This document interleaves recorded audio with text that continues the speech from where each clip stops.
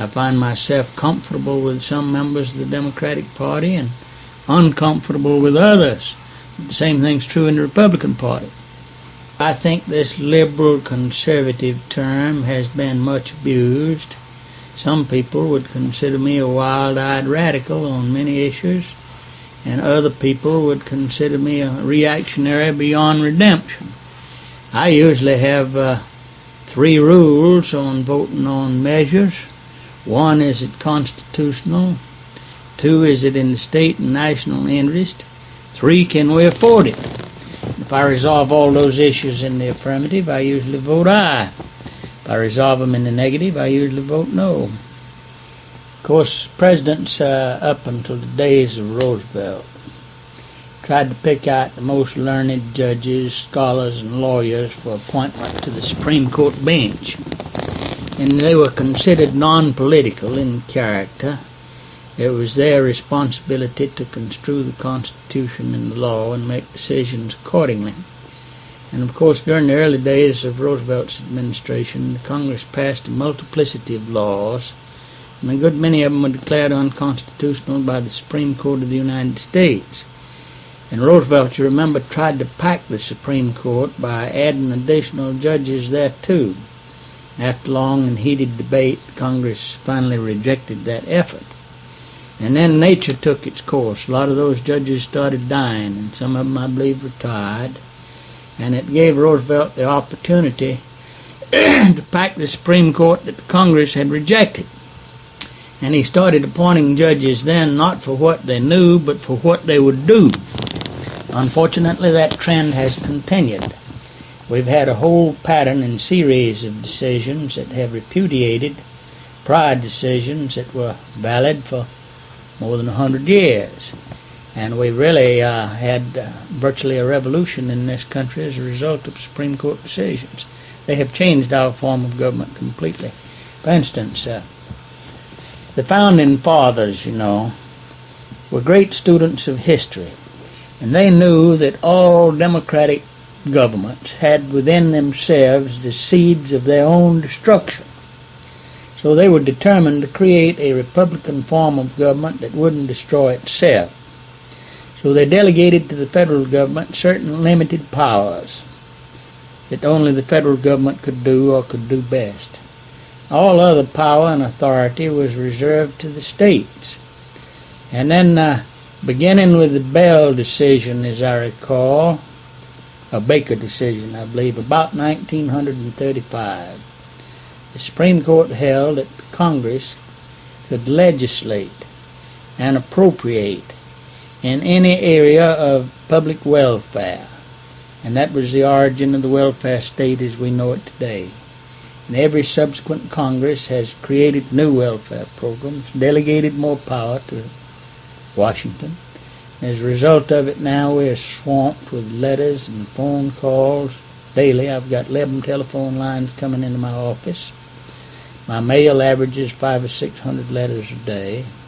Sometimes all 11 of those telephone lines engaged at the same time.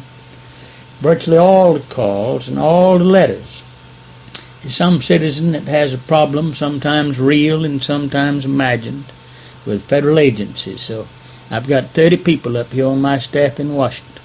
They stay busy all the time trying to cut red tape. So you've had a transition of power from your city halls and your county courthouses, your state legislatures, your state capitals to Washington.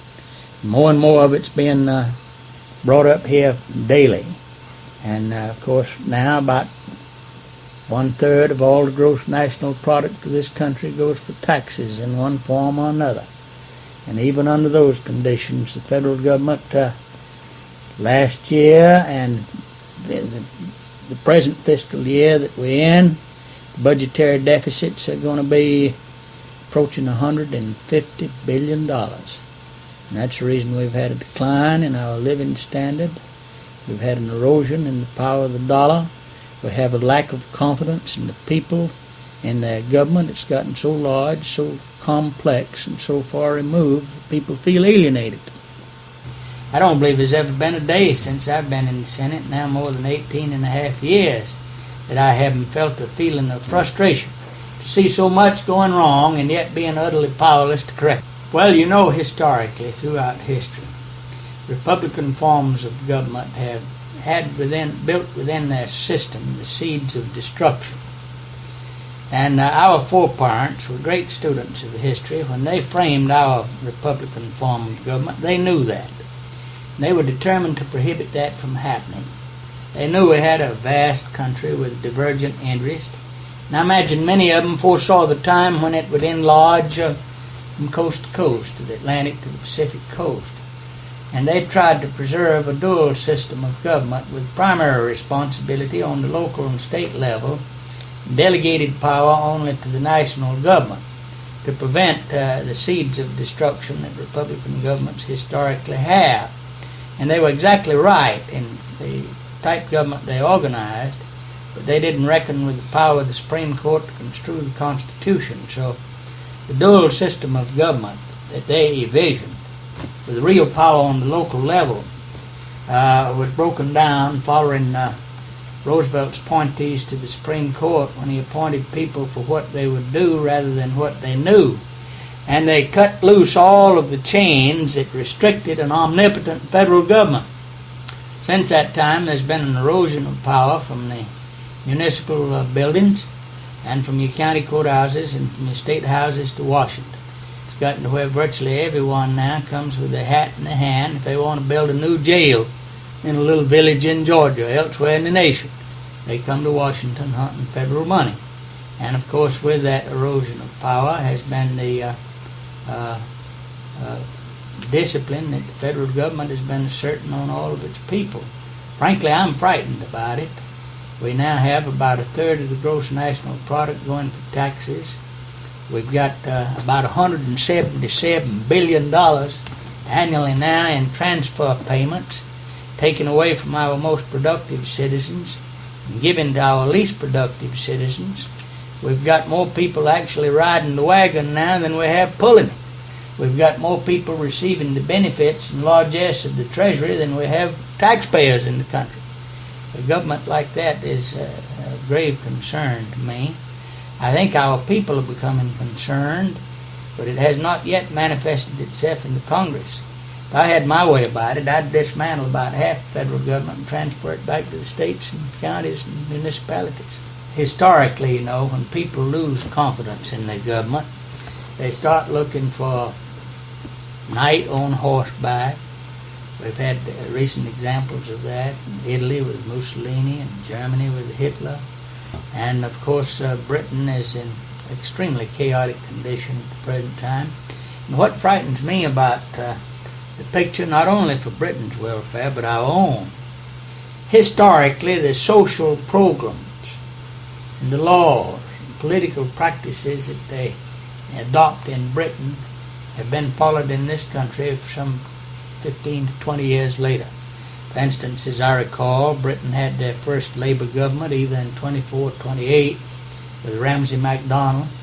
We had our first Labour government with Franklin D. Roosevelt in 1933, and there began the tremendous era of people not looking after their own interests, but the government taking over their custody and looking after their interests, and raising taxes and passing more programs and making the people beneficiaries of government rather than individuals doing for themselves. Now, I believe in doing for our less fortunate what they can't do for themselves, but when you get 20 million people living on food stamps from the federal government, and they're advertising that you can get food stamps with incomes up to $16,000 a year, that's wrong. I find the people of this country, wherever I go, frightened and concerned about the future.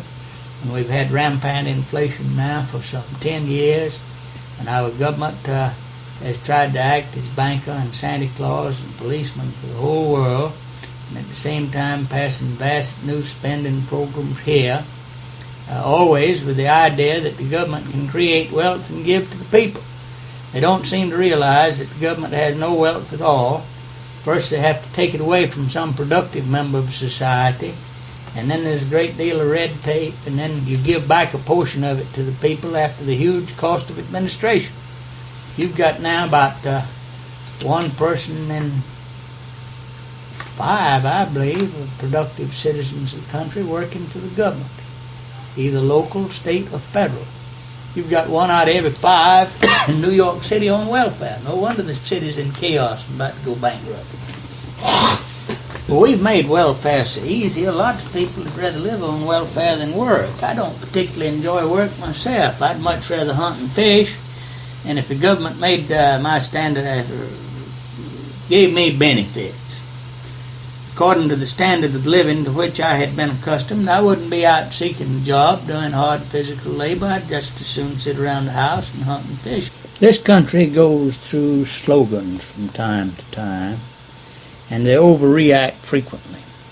When I first came to the United States Senate, they would burn your mother at the stake in the name of civil rights. And then it got to be the environment. And of course, the environment needed protection, but we probably went too far too fast. And then it got to be consumerism. And we passed a multiplicity of consumer protection bills in recent years, I would think 20 probably. But it puts an enormous burden on business trying to fill out all these forms and prove all of these things that sometimes they're criticized for, disprove them. It's very expensive. And the average business now is just smothered in red tape coming from Washington. Bureaucratic controls and bureaucratic regulations. In the final analysis, in a free society like ours, where we have the capitalistic system and private enterprise, say 5 firms are manufacturing the same product. The American people aren't all crazy. They know by the process of use which one of those products is the most efficient and which is the cheapest. And in the final analysis, the consumer polices their own product. Because if you've got junk goods, it won't sell. At least you might sell it one time, but you don't buy it the second time. And pretty soon that firm's out of business. They can't sell the junk goods. And of course the capitalistic competitive system, where you don't have a monopoly, prevents them from gouging the consumer, because if I'm selling a device for $1 that cost me 10 cents, somebody very quickly will find out how profitable that item is, and he'll put it on the market and sell it for 20 cents, and then I'll cut mine to 18 cents, and then he'll cut his to 15 cents. And that's the way it goes. You got your competition that regulates the sale of consumer products.